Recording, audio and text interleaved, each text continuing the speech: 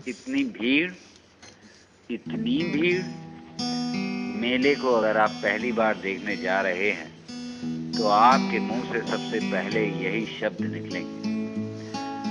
चलिए मैं आपको बता दूं कि अब की बार मेले में भीड़ कम है, क्योंकि ये 2016-13 तारीख को लगा हुआ मेला है और अभी 8 नवंबर को हमारे प्रधानमंत्री ने बड़े नोटों की बंदी की घोषणा करी है, जिसका असर इस मेले पर भी पड़ा है। और यहाँ पर आने वाली भीड़ लगभग आधी है, यानी जितनी भीड़ आप यहाँ पे देख रहे हैं वो अन्य वर्षों की अपेक्षा आधी। इसके अलावा ये मेला बरेली में करगैना के पास रामगंगा पर लगने वाला चौबारी मेला है। इसके थोड़ा सा आगे दूसरा शहर है बदायूं, जहाँ पे ककोड़ा मेला लगता है, तो उसकी भीड़ भी इसकी भीड़ को खींच लेती है। यानी यहाँ पर आने वाले कई लोग ककोड़े मेले की ओर चले जाते हैं, उस हिसाब से भीड़ कम है। चलिए, मेला हो और भीड़ भड़का ना हो तो मेले का मजा भी नहीं आता। टेम्पो पे बैठे हुए लोग, जो एक टेम्पो में 12 से 15 लोग आराम से बैठ के भी आ जाते हैं। खेलते हुए बच्चे, स्नान करने के लिए सभी यहाँ आए हुए हैं। हमारे मेले खास तौर से ग्रामीण परिवेश से जुड़े हुए मेले धार्मिक उत्सव का परिचायक होते हैं। वो उत्सव होते हैं, वो मेला होते हैं, लेकिन कहीं ना कहीं वो धर्म से जुड़े होते हैं। इसलिए लोग यहाँ से गंगा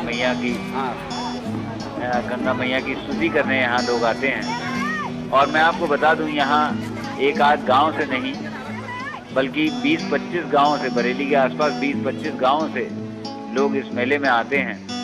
यहाँ पे गंगा स्नान करते हैं, यहाँ की दुकानों से खरीदारी करते हैं और जाते हैं। कई लोग तो इस मेले का वर्ष भर प्रतीक्षा करते हैं। पूरे परिवार सही ट्रॉलियों में देखिए भर भर के यहाँ पे आया करते हैं और अपने परिवार के साथ इस मेले का आनंद लेते हैं। ये लोग इस मेले में करीब हफ्ते भर पहले ही आके गंगा किनारे तंबू गाड़ के अपने डेरे बना लेते हैं और फिर आराम से रहते हैं। ये मेला आज है अपने चरम पर है, क्योंकि आज गंगा स्नान का दिन है, लेकिन ये लोग अभी हफ्ते भर और रहेंगे। तो इस तरीके से ये मेला इनके लिए एक कहें स्थानीय पिकनिक का साधन होता है। लोग अपनी बेटियों को ब्याह देते हैं पास के गांव में, और जैसा कि अभी भारतीय परंपरा में माना जाता है कि बेटी के यहाँ जाना अच्छा नहीं माना जाता, बड़ा ध्यान रखना पड़ता है बहुत सारी बातों का। तो ऐसे में वो अपनी बेटियों से, अपने ससुराल वालों से सबसे मिल लेते, बेटी अपने माता पिताओं से मिल लेती हैं और 2 हफ्ते का समय वो आनंद के साथ इस परिवार के साथ गुजारती हैं। तो फिर से सोचिए, 20-25 गांव का ये सम्मेलन है, मिलन है 20-25 गांव के लोगों का, और भीड़ अब आपको लगेगा कि कुछ भी नहीं है। यहाँ पर मेले के विभिन्न रूप आपको देखने को मिलेंगे। बहुत सारे रूपों से मैं आपके मेले का परिचय कराऊंगा धीरे धीरे। पहले तो आपको दिखाऊंगा कि देखिए दुकानें यहाँ पे हैं, दुनिया भर के सामान आपको इन दुकानों पे मिल जाते हैं।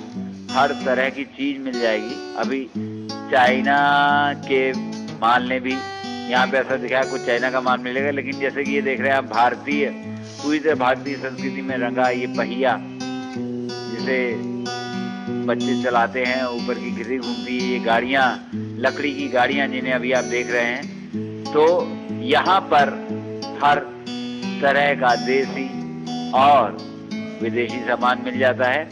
आप सोच रहे होंगे कि ये अचानक स्क्रीन कहाँ चली गई, तो स्क्रीन कहीं नहीं गई, स्क्रीन ढूंढ रही थी एक सही जगह को।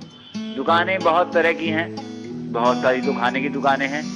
आपको यहाँ पे कच्चे नारियल, खाने लायक गोला, मिठाई, सभी कुछ मिल जाएगा। अभी मैंने पीछे जिक्र किया है कि ये मेला हमारे धार्मिक आस्थाओं से जुड़ा हुआ है, तो आपको यहाँ जगह जगह धार्मिक आस्थाएं अपने रूप में दिखाई पड़ेंगी। बैलों के रूप में, जिन्हें शिव का, नंदी बैल का रूप माना जाता है, उनको सजे हुए मिलेंगे। बंदर, जिन्हें हनुमान का रूप माना जाता है, वो भी यहाँ मिल जाएंगे। हालांकि भारत में पशुओं पे इस तरह की क्रूरता मानी जाती है, इसलिए बहुत कम संख्या में अभी सब चीज़ें मिलती हैं, लेकिन फिर भी आपको मिल जाएंगे। देखिए आप चितकबरा बंदर सोच रहे होंगे, स्ट्राइप मंकी, लेकिन स्ट्राइप मंकी नहीं, मैं आपको बता दूं, इसे खिजाब से जो बालों में लगाया जाता है उससे रंगा गया है, काले रंग से इस बंदर को रंग के ऐसा रूप प्रदान किया गया है। और अब मेले के गीत संगीत पक्ष की ओर, ये भी यहाँ की धार्मिक आस्था का एक रूप है। ये जो आप देख रहे हैं इस समय सामने, ये लोग जो गा बजा रहे हैं, ये एक्चुअली भगत संगीत है। ये भगत संगीत कहलाता है।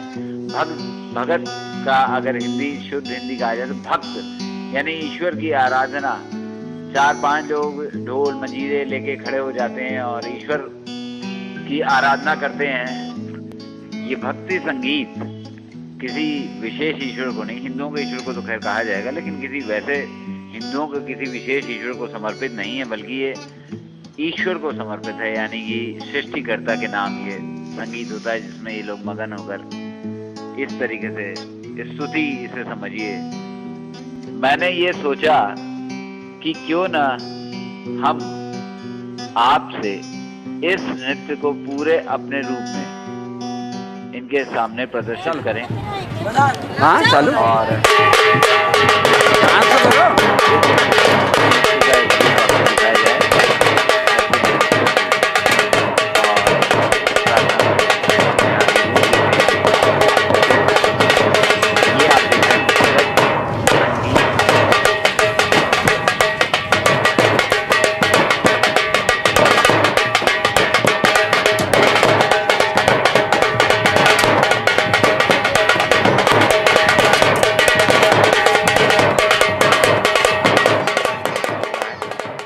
स्त्रियां नृत्य क्यों कर रही, तो मैं आपको बता दूं कि ग्रामीण संगीत की एक विधा है।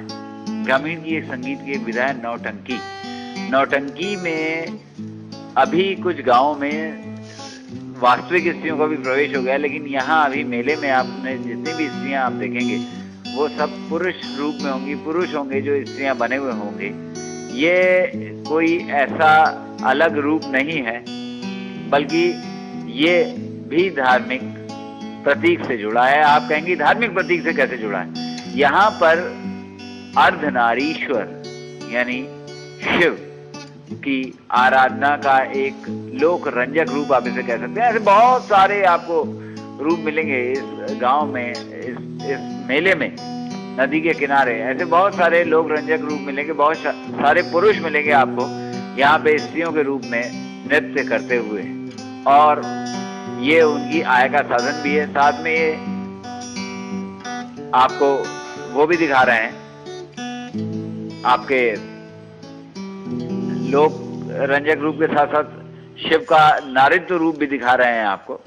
और इससे आगे हम आपसे कुछ कहें तो बेहतर होगा कि हम आपको एक नृत्य दिखाएं। और देखिए, ये यहाँ पे एक बच्चे ने इस नृत्य को करने का वो पहना हुआ है। पूरी इनकी मंडली होती है और ये इनके कमाने का भी साधन है। साथ में ये शिव के उस नारित्व रूप की आराधना भी कर रहे हैं और लोग इनके नृत्य का पूरा आनंद लेते हैं। और पूरे, जैसे मैंने बताया, पूरे नदी के किनारे एक तट से दूसरे तट तक ऐसे तकरीबन 20-30 ग्रुप आपको मिल जाएंगे जो ये कार्य कर रहे होंगे। यहाँ पर हमारा कैमरा देखते ही इन लोगों ने बहुत अच्छा नृत्य का प्रदर्शन किया। इनके नृत्य की जितनी सराहना की जाए कम है, क्योंकि किसी न किसी रूप में है ही तो ये एक कला ही है, नहीं तो। अब आप देखिए, कोई छोटी उम्र का, कोई बड़ी उम्र का, सभी तरीके के लोग यहाँ पे नृत्य कर रहे होंगे। लोग इनके नृत्य में बहुत ज्यादा इंटरेस्ट भी लेते हैं, बहुत ज्यादा लोगों को आनंद भी आता है। और आप जहां भी नृत्य देखेंगे वहां पर इनके आसपास आप थोड़ी भीड़ जुटी हुई जरूर देखेंगे। हालांकि भीड़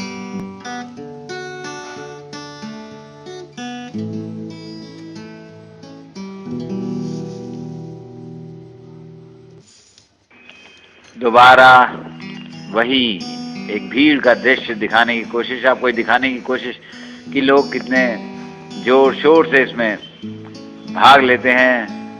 कितने जोर शोर से लोग अपने इस उत्सव को, इस धार्मिक उत्सव को मनाने आते हैं। बच्चे, बड़े, बूढ़े, नवजात, यहाँ तक कि सभी आपको आते मिलेंगे, ट्रकों ट्रॉलियों में लदे हुए, बुरी तरह भरे हुए, लेकिन उन्हें कोई शिकायत नहीं। उन्हें यहाँ आने का हर्षोल्लास इतना है कि वो सारी परेशानियों को भूल जाते हैं और इस मेले का आनंद उठाते नजर आते हैं। मेले में जैसा मैंने कहा था, बहुत कुछ मिल जाएगा आपको, खाने की दुकानें, धार्मिक आस्थाओं के स्थान।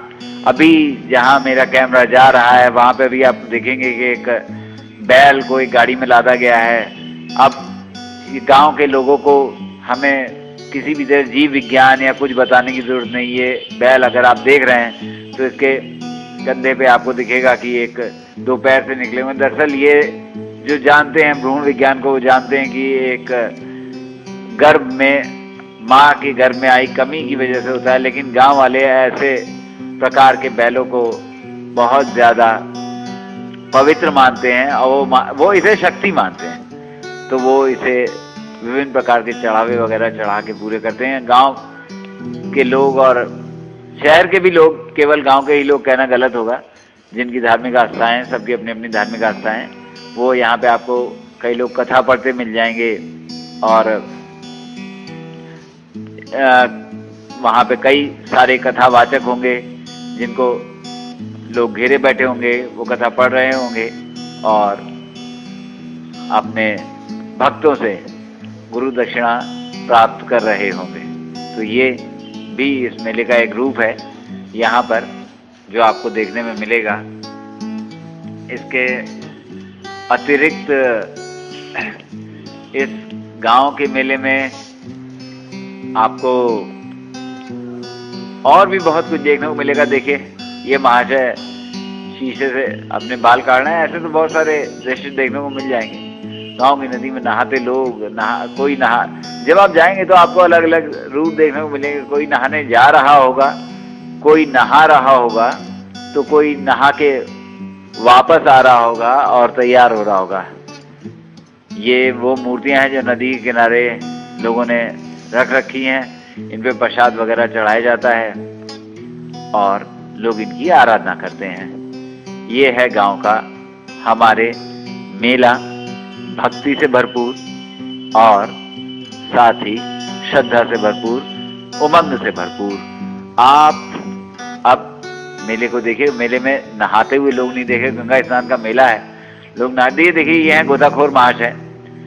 अब कहने को तो ये गोताखोर हैं, लेकिन आपको बता दें कि यहाँ मेले में हमें बड़े सारे गोताखोर मिले जो कि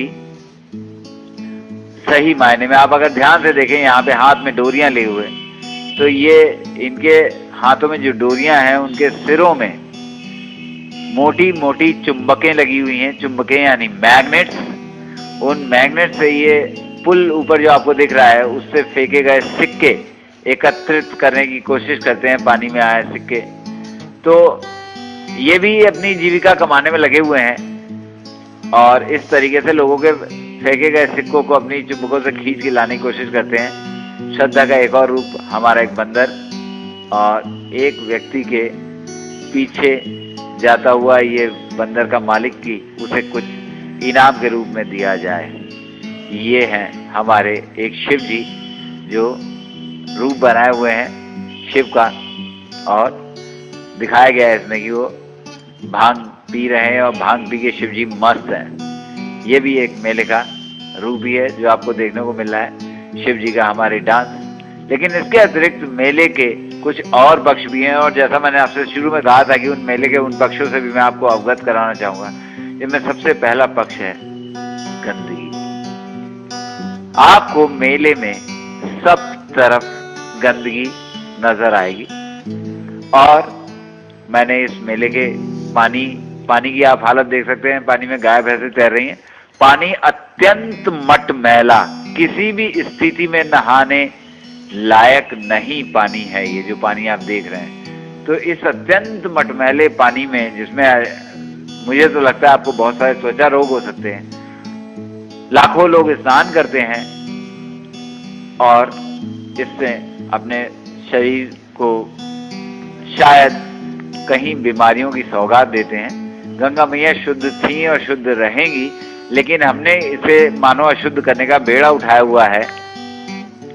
और जैसा मैंने आपको बताया कि इस मेला खत्म होने के आप 2 हफ्ते बाद जाएंगे तो भी आपको कूड़ा जस का तस पड़ा हुआ मिलेगा। कोई संस्था नहीं, मेले के नाम पे बहुत पैसे वसूलती है नगर निगम, लेकिन कोई इंतजाम नहीं होता इस कूड़े को वापस उठा के लाने का, वापस ऐसा कर देने का कि गंगा तट को स्वच्छ किया जाए, गंगा को स्वच्छ किया जाए। ऐसा कुछ नहीं होता। एक दूसरा पक्ष है ये कूड़ा उठाने वाले बच्चे, जिन्होंने वास्तव में मुझे विस्मृत कर दिया। ये बच्चे जब पूरा मेला चल रहा था, एक जगह कूड़ा पड़ा हुआ था, तो ये बच्चे वहां कूड़ा उठा रहे थे और ये 3 छोटी छोटी बच्चियां लगी हुई थी कूड़े को ढूंढने में। ये इतनी मशगूल थी कूड़ा ढूंढने में कि इन्होंने ये भी ध्यान नहीं दिया कि मैं इनको शूट कर रहा हूँ। इनको इस बात से कोई मतलब नहीं था। इनका मुख्य लक्ष्य था कूड़ा उठाना, जो हमारे गांव की गरीबी को दिखाता है। गांव की गरीबी को देखिए, ये 2 बच्चियां जो एक दूसरे को बता रही, देख मुझे गुड़िया मिली है, मुझे कोई ऐसा चीज मिला जो मैं खिलौने के रूप में इस्तेमाल कर सकती हूँ। और ये महाशय देखिए खुलेआम क्या कर रहे थे। मैंने इसको ब्लर कर दिया है, लेकिन खुलेआम ये पेट साफ कर रहे थे, खुलेआम पूरे मैदान में। इसके अतिरिक्त एक भिखारियों का बहुत बड़ा समुदाय यहाँ पे आपको मिलेगा, बहुत बड़ा। बहुत सारे वहां बैठे हुए मिलेंगे, बहुत सारे आपको अपने साथ चलते हुए मिलेंगे। एक पक्ष इसका ये भी है इन भिखारियों का, आप किसी भिखारी को कुछ दीजिए। अगर आप किसी भिखारी को कुछ दान करते हैं, कुछ देते हैं, स्वेच्छा से देते हैं, तो उसके बाद ये समझिए कि आपने अपनी आफत बुला ली, क्योंकि उसके बाद पता नहीं कहां से, मानो हवा से कुछ बच्चे प्रकट हो जाते हैं और देखिए वो आपके पीछे आना शुरू कर देते हैं। आपने उन्हें दान दे दिया है, मतलब पहले भिखारियों को दान दे दिया है, तो आपके पास कुछ ना कुछ होगा। अब वो पूरा दल आपके पीछे चलना शुरू कर देता है। अब आप उनसे बचने के लिए करीब करीब भागने, हटो बचो वाली स्थिति में आ जाते हैं। लेकिन यही सत्य है, मेरे गांव अभी इतने अमीर नहीं हुए हैं कि वो स्वयं अपना रोजगार कर सकें, स्वयं अपना खर्चा उठा सकें। इन भिखारियों को हमें अपने देश की आर्थिक रूप से दूर करना होगा। कहने का मतलब है इनको इतना सक्षम बनाना होगा कि कल कोई काम कर सकें और ये काम के महत्व को समझ सके। देख रहे हैं आप किस तरीके से भिखारी स्त्री और पुरुष के पीछे पड़े हुए हैं। तो यहाँ पर हमें थोड़ी मेहनत जरूर करनी होगी मित्रों, इस बात के मैं समर्थन में हूँ। भिखारी मुझे बहुत बहुत बहुत मिले वहां पे और उन्हें देख के मेरा दिल बहुत पसीजा। हालांकि इनकी भी कोई मजबूरी होगी जो ये भीख मांग के जीवन यापन कर रहे हैं, लेकिन अच्छी शिक्षा से हम इसे दूर कर सकते हैं। और उम्मीद है कि आपको मेरी रिपोर्टिंग पसंद आई होगी। धन्यवाद।